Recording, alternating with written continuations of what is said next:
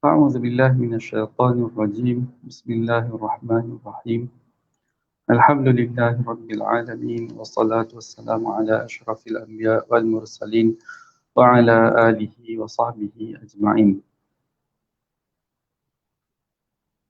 رب اشرح لنا صدورنا ويسر لنا أمورنا واحلل عقدة من ألسنتنا يفقه أقوالنا بسم الله الرحمن الرحيم. Kita kembali semula pada bacaan siri ketiga bagi kitab Al-Qistas Al-Mustaqim. Pada petang ini kita akan menyambung semula ataupun menyambung pada bab berkaitan mizan asghar, iaitu qiyas hamli syakal thalith. Serba sedikit tentang qiyas ini. Yang pertama, ia merupakan qiyas hamli syakal thalith atau syakal yang ketiga, bentuk yang ketiga. Qiyas hamli bentuk yang ketiga, namun dinamakan oleh Al-Imam Al-Ghazali sebagai Al-Mizanul Asghar. Tujuan qiyas ini ialah untuk menghasilkan natijah yang berbentuk ba'du ataupun yang mempunyai kam juz'i, iaitu ba'du. Dari segi kam, qadiyahnya ialah juz'iyah. Itu tujuan bagi qiyas al-mizanul asghar. Tapi untuk mizan awsat, tujuannya ialah untuk menghasilkan qadiyah salibah. Manakala bagi mizanul akbar untuk kesemua bentuk qiyas. Kesemua bentuk natijah. Iaitu kesemua bentuk, semua tu ada. Ada dari segi kam, ada kul, ada ba'du, dan dari segi kaif, ada mujibah dan salibah. Baik, seterusnya al-qawlu fil mizanil asghar. Bismillahirrahmanirrahim. Qala al-qawlu fil mizanil asghar. Qala qad fahimtu hadha aydan fahman wadihan daruriyya. Fashrah li al-mizan al-asghar wa haddahu wa iyarahu wa madhinnat isti'malihi min al-ghawamid. Sahabat batini ini sudah berkata bahawa dia sudah faham mizan yang sebelumnya, iaitu mizan awsat.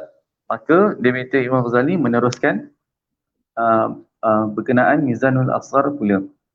Qultu al-mizanul asghar ta'allamnahu min Allah Ta'ala haitsu 'allamahu Muhammadan sallallahu alaihi wasallam fil Qur'an wa dhalika fi qawlihi ta'ala wa ma qadarullaha haqqa qadrihi id qalu ma anzalallahu 'ala basharin min syai' qul man anzalal kitaba alladhi jaa'a bihi Musa nuran wa hudan linnas.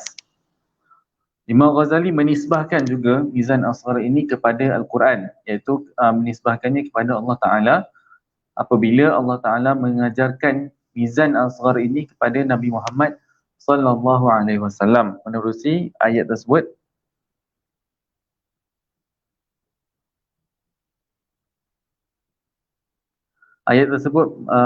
memperihalkan tentang penafian sebahagian manusia terhadap kenabian. Maka ayat ini kemudian Allah Ta'ala memerintahkan Nabi Muhammad SAW untuk mengatakan bahawa kenabian itu ada dan wahyu itu pula diturunkan kepada Nabi tersebut. Dan Nabi tersebut ialah Nabi Musa AS. Jadi secara tidak langsung, bila jawapan yang Allah suruh Nabi SAW cakap itu, jawapan tu bersifat ba'du ataupun bersifat maksudnya qadiyah juz'iyah. Dan qadiyah juz'iyah ini menafikan qadiyah kuliah yang dinyatakan, qadiyah kuliah salibah yang dinyatakan oleh golongan yang menafikan kenabian tadi. Wa wajhul wazni bihadha an naqul قولهم بنفي إنزال الوحي على البشر قول باطل للازدواج المنتج بين أصلين أحدهما أن موسى بشر والثاني أن موسى منزل عليه الكتاب. Dakwaan mereka bahawa tidak ada wahyu diturunkan adalah suatu kebatilan kerana pertama, Nabi Musa itu manusia, premis pertama. Kemudian premis kedua ialah Nabi Musa diturunkan dengan kitab. Maka secara tidak langsung hal ini menafikan dakwaan mereka itu. Falzamu minhu bil-darurati qadiyatun khassah. Yang dimaksudkan oleh Imam Ghazali dalam istilah qadiyah khassah ini ialah qadiyah juz'iyah. Wa huwa anna ba'd al-bashari yanzilu alaih al-kitab wa tabtulu bihi ad-da'wa al-'ammah bi annahu la yanzilu kitabun ala basharin aslan. Iaitu apa qadiyah juz'iyah tersebut? Qadiyahnya ialah bahawa sebahagian manusia diturunkan dengan kitab, iaitu diturunkan dengan wahyu. Maka secara tidak langsung bila kita dah kata sebahagian manusia diturunkan dengan wahyu, maka dakwaan yang umum mengatakan bahawa tidak ada langsung wahyu diturunkan kepada manusia adalah salah. Ammal aslul awal wa huwa qauluna Musa bashar fa ma'lumun bil his. Premis pertama yang menyatakan bahawa Nabi Musa itu manusia, diketahui dengan his. Ada siri keempat sebab siri ketiga buat hari Ahad lepas. Okey, berbalik. Mana tadi? Okey, Nabi Musa manusia, maka macam mana Nabi Musa tu diketahui sebagai seorang manusia? Kerana dia diketahui berdasarkan panca indera. Pertama, panca indera penglihatan oleh sesiapa yang hidup sezaman dengan dia, dengan baginda. Kemudian panca indera pendengaran oleh sesiapa yang hidup selepas kewafatan baginda, iaitu mereka menerima berita tentang kemanusiaan Nabi Musa alaihissalam yang disampaikan oleh generasi yang hidup sezaman dengan Nabi Musa tersebut. Jadi kerana itulah premis ini diketahui dengan panca indera. Wa amma tsani wa huwa anna Musa munzalun alaihi alkitab. Premis kedua pula ialah menyatakan bahawa Nabi Musa diturunkan dengan kitab. Fakana ma'luman bi'i'tirafihim idh kanu yukhfuna ba'dahu wa yuzhiruna ba'dahu. Perkara ini juga diiktiraf oleh mereka, iaitu mereka yang dimaksudkan di sini ialah kaum Yahudi. Sebab mereka juga menggunakan ataupun mereka mengiktiraf sebahagian kandungan kitab Zabur dan menyembunyikan ataupun mengingkari sebahagian lain. Kama qala ta'ala tubdunaha wa tukhfuna katsira. Wa innama dzakara hadha fi ma'ridil mujadalati bil ahsan. Wa min khasiyatil mujadalati annahu yakfi fiha kaunul aslaini musallamaini minal khasmi mashhuraini indahu wa in amkana syakku fihi li ghairihi. Okay. Dua premis ini diterima dan menepati konsep al-mujadalah bil ahsan yang disarankan oleh Al-Quran itu sendiri. Sebab cukup untuk kita menegakkan hujah dengan menggunakan hujah yang diterima oleh pihak lawan kita. Hujah yang diterima oleh pihak lawan kita, meskipun salah satu hujah itu sendiri kita pun kurang yakin dengan hujah tersebut. Sebab yang penting apabila mereka terima dan kita membatalkan hujah tersebut, maka salahlah dakwaan mereka. Fa inna natijata talzamuhu idza kana huwa mu'tarifan bihi. Natijah ini kalau dia betul, maka dia akan membenarkan pihak lawan. Tapi kalau dia terbukti salah, maka dia pun akan menjatuhkan pihak lawan. Wa aktsaru adillatil Qur'ani tajri ala hadzal wajhi. Kebanyakan dalil Al-Quran berdasarkan bentuk ini. فإن صادفت من نفسك إمكان التشكك في بعض أصولها ومقدماتها فاعلم أن المقصود بها محاجة من لم يشك فيه وأما أنت فالمقصود من حقك أن تتعلم منه كيفية الوزن في سائر المواضع. Okey, berkenaan hujah tadi tu, maksudnya premis yang contohnya kedua-dua premis diterima oleh pihak lawan tetapi kita mungkin syak pada salah satu premis, maka yang penting di sini ialah untuk menjatuhkan premis yang mereka bawa, premis dan dakwaan yang mereka bawa, itu yang paling penting. Tapi dari segi kita bukan maksud kita kena pegang dengan sepenuhnya dengan apa yang mereka pegang. Kemudian dari segi yang lain pula, sekurang-kurangnya ayat ini nak mengajarkan kita tentang cara penggunaan mizan asghar ini. Wa amma iyaru hadzal mizan,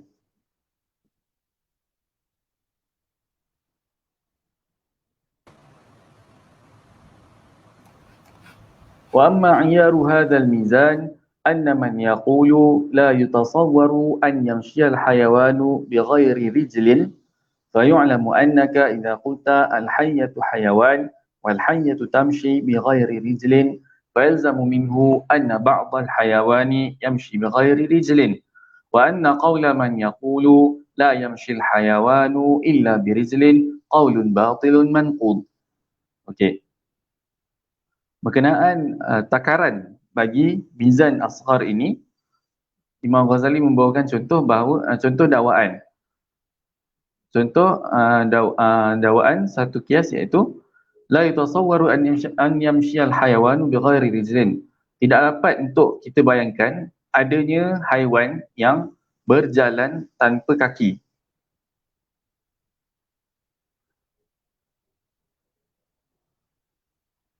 Tidak dapat dibayangkan adanya haiwan yang berjalan tanpa kaki, maka qadhiyah ini ialah qadhiyah salibah kulliyah.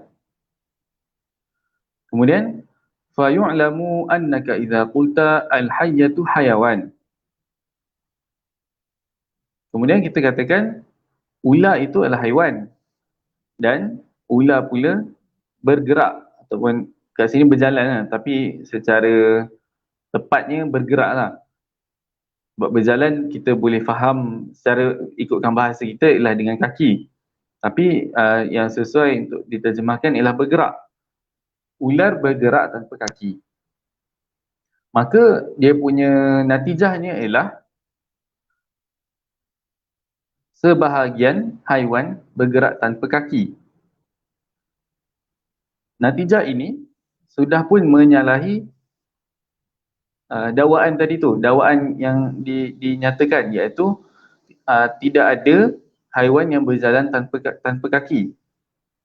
Sebab ular sebab sebahagian haiwan berjalan tanpa kaki. Adanya sebahagian haiwan berjalan tanpa kaki. Maka dakwaan yang dinyatakan bahawa tidak ada haiwan yang berjalan tanpa kaki, tidak ada, maka dakwaan tersebut adalah batil. Wa amma mawdi'u isti'malihi min al-ghawamid fakathir. Okey, kejap. Tadi tu ba'd al-hayawani yamshi bighairi rijlin, iaitu sebahagian haiwan bergerak tanpa kaki. Maka di sini sudah terbukti bahawa macam yang saya katakan tadi, mizan asghar ini tujuannya ialah untuk mendapatkan qadhiyah juz'iyah. Iaitu nak mengisbatkan perkara yang bersifat sebahagian. Natijah yang bersifat sebahagian ataupun bersifat juz'iyah. وأما موضع استعماله من الغوامض فكثير فإن بعض الناس مثلا يقول كل كذب فهو قبيح لعينه. Kemudian berkenaan tentang penggunaan mizan asghar ini dalam perkara yang rumit, yang susah untuk kita sedar. Imam Ghazali membawakan dakwaan bahawa dakwaan sebahagian pihak bahawa setiap dusta adalah buruk. Setiap dusta semestinya buruk. Dusta tu maksudnya kita katakan benda yang tak benar kan? Itu maksudnya dusta. Yang tidak menepati keadaan sebenar atau menepati realiti sebenar. Itu maksudnya dusta. Kullu kadhibin fahuwa qabihun li'ainihi. Contoh yang dinyatakan di sini ialah setiap dusta adalah buruk. Maksudnya setiap dusta secara sendirinya ataupun setiap dusta sememangnya buruk. Fanaqul man ra'a nabiyyan minal anbiya aw waliyan minal awliya qad ikhtafa an zalimin fasa'alahu adh-dhalimu an mawdi'ihi fa akhfahu faqawluhu hal huwa kadhibun qala na'am qulna fahal huwa qabihun qala la balil qabihu as-sidqul mufdi ila halakihi fanaqulu lahu fanzur ila al-mizani fa inna naqul qawluhu fi ikhfa'i mahallihi kadhibun fahadha aslun ma'lum وهذا القول ليس بقبيح وهو الأصل الثاني فيلزم منه أن كل كذب ليس بقبيح.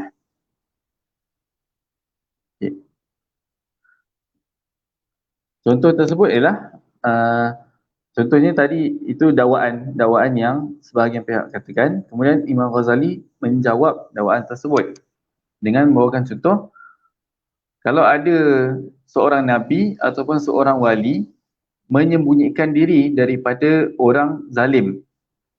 Kemudian orang zalim itu bertanyakan orang lain tentang kewujudan ataupun tentang tempat sembunyi nabi atau wali itu. Maka jawapan orang yang ditanyakan tu ialah contoh orang yang ditanyakan tu jawab ya, maka adakah memberikan jawapan ya itu sesuatu yang buruk? Sebab kita bercakap perkara yang benar, tapi dalam masa yang sama kita tidak menyelamatkan nyawa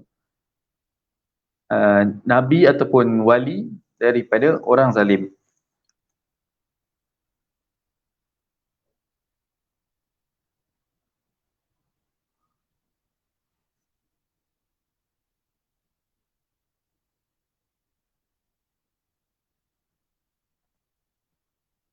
Okay. Jadi sekarang ni macam mana apa solusi dia, apa dia punya sudut pandang yang lain ialah kalau kita katakan tidak, maksudnya kalau kita tipu, maksudnya dengan erti kata tipu untuk menyelamatkan nyawa nabi ataupun nyawa wali, maka secara tidak langsung tipu tu adalah satu yang bagus sebab dia berniat untuk menyelamatkan nyawa.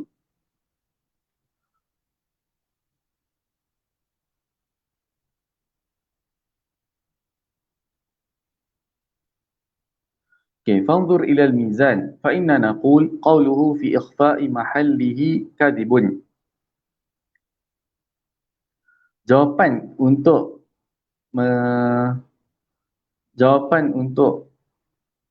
maksudnya kalau jawapan tu ialah tidak, iaitu untuk menyelamatkan nyawa nabi atau wali itu adalah tidak, maka itu adalah suatu pendustaan. Ini adalah satu premis yang diketahui. Wa hadzal qaul laisa biqabih wa huwa al-aslu tsani. Tapi jawapan itu bukanlah sesuatu yang buruk. Ini premis kedua, Maka natijahnya ialah uh, semua dusta semua dusta tidaklah buruk. فتأمل الآن هل يتصور الشك في هذه النتيجة بعد الاعتراف بالأصلين وهل هذا أوضح مما ذكرته من المقدمة التجريبية والحسية في معرفة ميزان النقدين.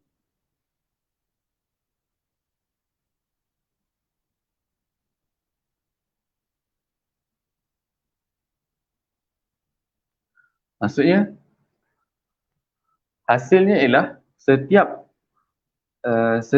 dusta bukanlah buruk. Secara tidak langsung ada dusta yang elok, ada dusta yang tidak elok. Maka hal ini pun natijah ini pun secara tidak langsung menyatakan bahawa bukan semua dusta itu buruk.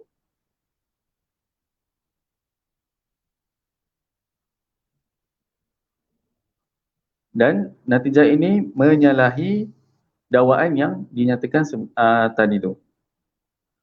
Wa amma haddu hadha al-mizan fahuwa anna kulla wasfaini ijtama'a ala shay'in wahid فبعض أهل الوصفين لا بد وأن يوصف بالآخر بالضرورة ولا يلزم أن يوصف به كله أما وصف كله به فلا يلزم لزوما ضروريا بل قد يكون في بعض الأحوال وقد لا يكون فلا يوثق به.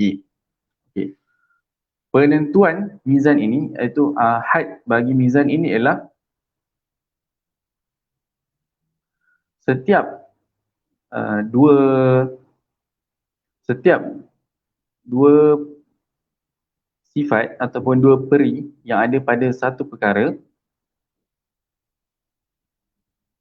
maka salah satu sifat tersebut mesti ada pada perkara lain.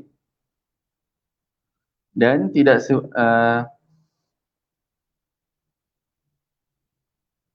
tidak semestinya dua-dua perkara tu mesti ada pada perkara lain. Sebab memandangkan dia punya matlamat mizan asghar ini untuk mencari juz'iyah, menghasilkan qadhiyah juz'iyah, maka dia kena ada sifat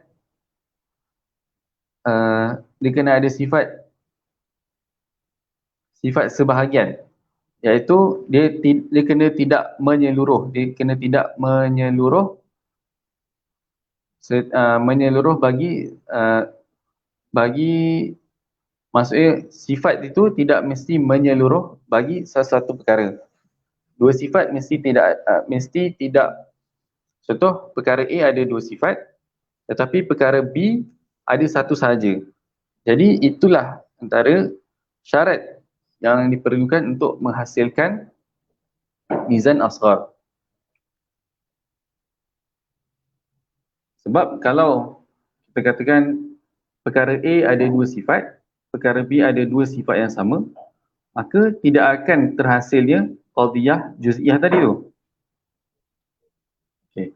Ala tara anna al-insana yajtami'u alayhi al-wasfu bi annahu hayawan wa annahu jismun فيلزم منه بالضرورة أن بعض الجسم حيوان ولا يلزم منه أن كل جسم حيوان ولا يغرنك إمكان وصف كل حيوان بأنه جسم فإن وصف كل وصف بالآخر إذا لم يكن ضروريا في كل حال لم تكن المعرفة الحاصلة به ضرورية.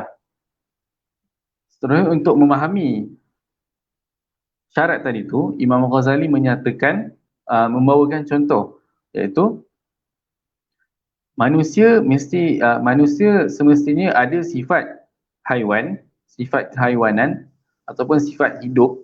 Haiwan ini sebenarnya yang dimaksudkan ialah hai, iaitu adanya nyawa lah, maksudnya dia hidup.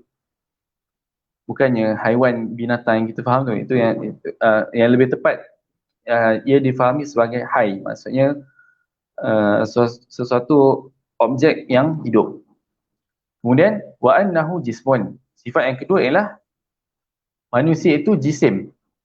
Fa yalzamu minhu bil darurah anna ba'd al jismi hayawan. maka secara tidak langsung semestinya boleh dikatakan bahawa sebahagian jisim itu haiwan. Kerana manusia adalah haiwan dan manusia itu berjisim, maka sebahagian jisim adalah haiwan. Wala yalzamu minhu anna kulla jismin hayawan. Tetapi tidak semestinya setiap jisim itu haiwan. So di sini bila dikatakan bahawa tidak semestinya setiap jisim itu haiwan, maka kita boleh faham bahawa jisim itu sesuatu yang lebih umum daripada haiwan. Kerana sebahagian haiwan adalah jisim. Maka jisim adalah sesuatu yang lebih umum daripada haiwan. Kemudian ni pun poin penting, fa inna wasfa kulli wasfin bil akhar idza lam yakun daruriyan fi kulli halin lam takunil ma'rifatul hasilatu bihi daruriyah.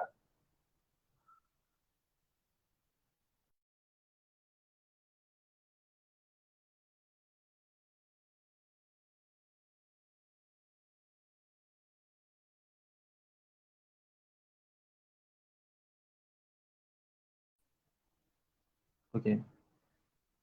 Internet putus sekejap. Sifat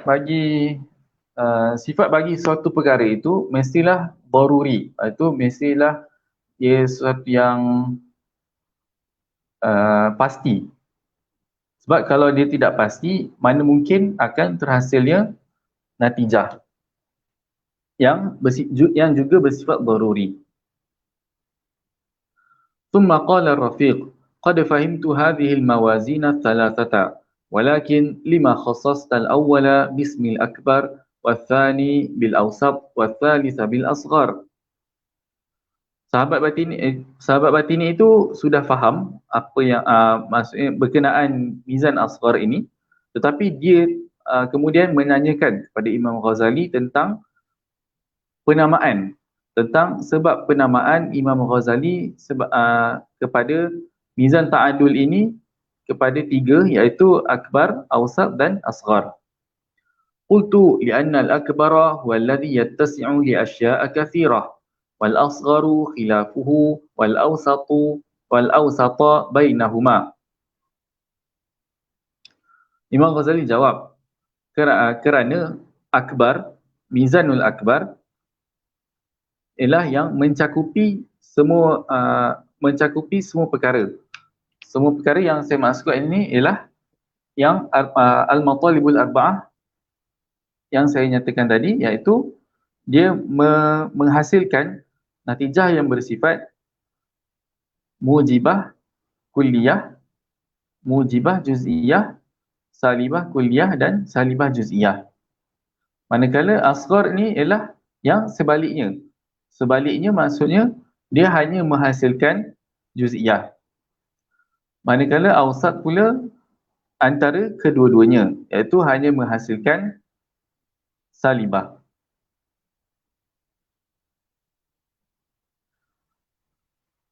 Dalam konteks ni, saya fikir kenapa asghar itu, kenapa yang menghasilkan juz'iyah berlawanan dengan akbar, manakala yang awsat yang menghasilkan salibah pula berada di pertengahan. Wallahu alam, mungkin kerana yang asghar itu lebih susah untuk dihasilkan. Maksudnya kita kalau dalam konteks apa yang Imam Ghazali nyatakan ini, mungkin kita boleh tengok bukan dari segi natijah tu khisah ataupun tidak, natijah tu akhas ataupun tidak. Contoh kalau dalam sulam yang kita pelajari sebelum ni, natijah itu mestilah akhas. Akhas tu maksudnya yang paling hina, sama ada juz'iyah ataupun salibah ataupun kedua-duanya. Tapi dalam konteks ni, dia tengok dari segi mana yang lagi mudah untuk dihasilkan.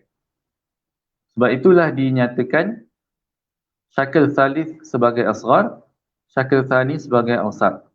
Sebab dari segi mudah susah, syakal thani ataupun awsat lebih mudah untuk dihasilkan. Allah alam. Wal mizanul awwalu awsa'u mawazin إذ يمكن أن يستفاد منه المعرفة بالإثبات العام والإثبات الخاص والنفي العام والنفي الخاص. Baik. Istilah Imam Ghazali gunakan di sini ialah ithbatul am, ithbatul khas, nafyul am dan nafyul khas. Istilah ini sebenarnya ithbatul am ialah kulliyah mujabah ataupun kulliyah mujibah, dan ithbatul khas ialah juz'iyah mujibah ataupun mujibah juz'iyah. Kemudian wan nafyul am dan nafyul khas. Nafyul am ialah kulliyah salibah dan nafyul khas ialah kulliyah juz'iyah. Salibah juz'iyah. Faqad amkana an yuzana bihi arba'atu ajnasin minal ma'arif. Ini bagi mizan akbar, dia menghasilkan keempat-empat bentuk qadiyah. Wa amma tsani fa innahu la yumkinu an yuzana bihi illa nafyu, walakin yuzanu bihi an-nafyu al-'am wal khassu jami'a. Manakala bagi mizan awsat pula, ia menghasilkan nafyu ataupun salibah, qadiyah salibah, tapi dia juga boleh mencakupi qadiyah salibah kulliyah. Dia boleh mencakupi salibah kulliyah dan salibah juz'iyah. Wa amma thalithu fala yuzanu bihi illa al-khas. Maksudnya di sini skop syakal thani ataupun awsat sedikit besar daripada skop asghar. Wa amma thalithu fala yuzanu bihi illa al-khas, kama dzakartu laka annahu yalzamu minhu anna ba'da ahadi al-wasfaini yusafu bil akhar lijtima'ihima ala syai'in wahid. Wa ma la yattasi'u illa lil hukm al-khass al-juz'i fa huwa asgharu la mahalah. Okay, ini sebab Imam Ghazali kategorikan mizan asghar ini sebagai asghar, maksudnya yang paling kecil lah. Fala yuzanu bihi illa al-khas. Mizan asghar hanya menimbang ataupun hanya menimbang ataupun menghasilkan qadiyah juz'iyah. Kama dzakartu laka annahu yalzamu minhu anna ba'da ahadi al-wasfaini yusafu bil akhar. Salah satu daripada dua sifat disifatkan dengan sifat lain, sebab dua sifat itu boleh ada pada satu perkara.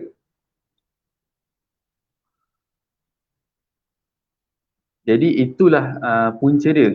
Maksudnya sebagaimana yang kita contoh tadi tu, bahawa setiap jisim, sebahagian jisim haiwan,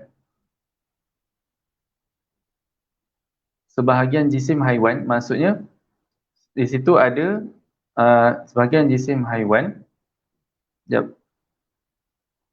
Manusia itu jisim dan manusia itu haiwan. Sebahagian jisim pula haiwan.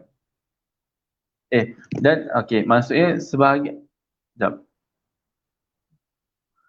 apa tadi ya? Lupa, sorry. Keliru sikit.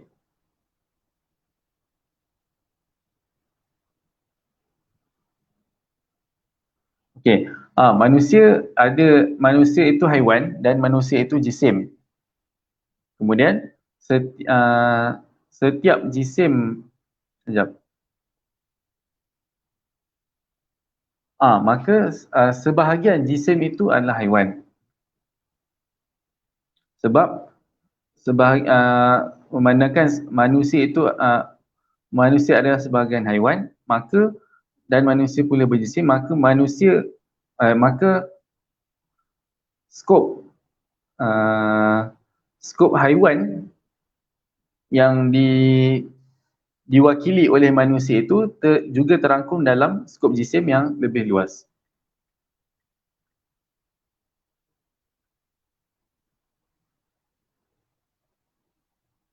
Okay. Naam, waznul hukmil ammi bihi min mawazin syaitan. Okay. Ini tentang salah faham ataupun salah guna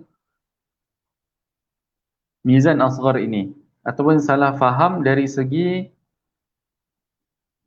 jenis qadiyah, iaitu kalau kita menghukumkan, contoh macam tadi tu, contoh yang tadi tu,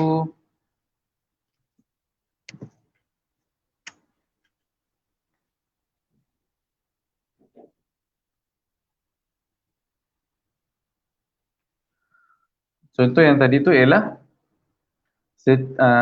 sebahagian jisim adalah haiwan. Maka kalau kita keliru di sini tentang sebahagian jisim adalah haiwan, dengan kita nyatakan semua jisim adalah haiwan, jadi di sini boleh boleh menghasilkan satu falasi. Kalau kita faham macam tu, dia boleh menghasilkan satu falasi. Maksudnya, kalau kita salah guna perkara yang, maksudnya kalau kita generalize perkara yang tidak general ataupun perkara yang particular, secara tidak langsung kita akan menghasilkan suatu falasi, dan falasi itulah yang dinamakan oleh Imam Al-Ghazali sebagai mizan syaitan, iaitu dengan menghukumkan satu-satu sifat, atau dengan mengumumkan, menjadikan satu-satu sifat tu umum. Maksudnya umum sehingga dia mencakupi perkara yang hakikatnya dia tidak mencakupi pun. Naam, waznul hukmil ammi bihi.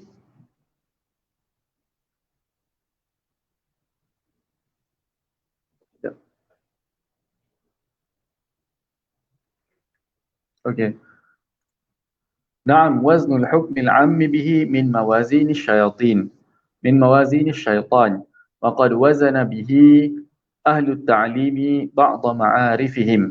Wa alqahu syaitanu fi umniyatil khalili salawatullahi alaihi fi qawlihi hadha rabbi hadha akbar wa sa'atlu alayka qissatahu ba'da hadha.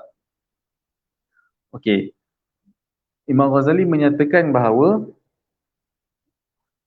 falasi yang ada kemungkinan terhasil itu sememangnya digunakan ataupun diaplikasikan oleh golongan batiniah dalam beberapa dakwaan mereka.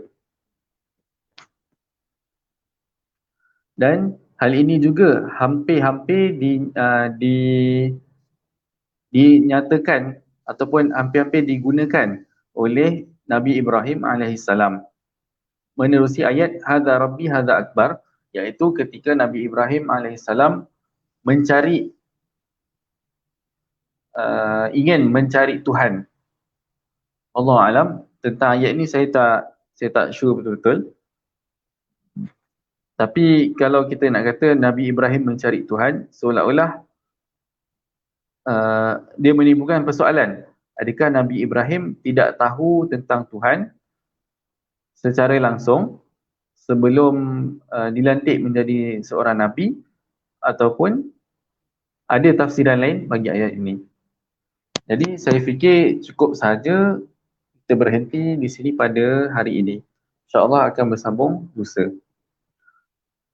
Wa sallallahu ala sayyidina Muhammad wa ala alihi wa sahbihi ajma'in. Walhamdulillahi rabbil alamin.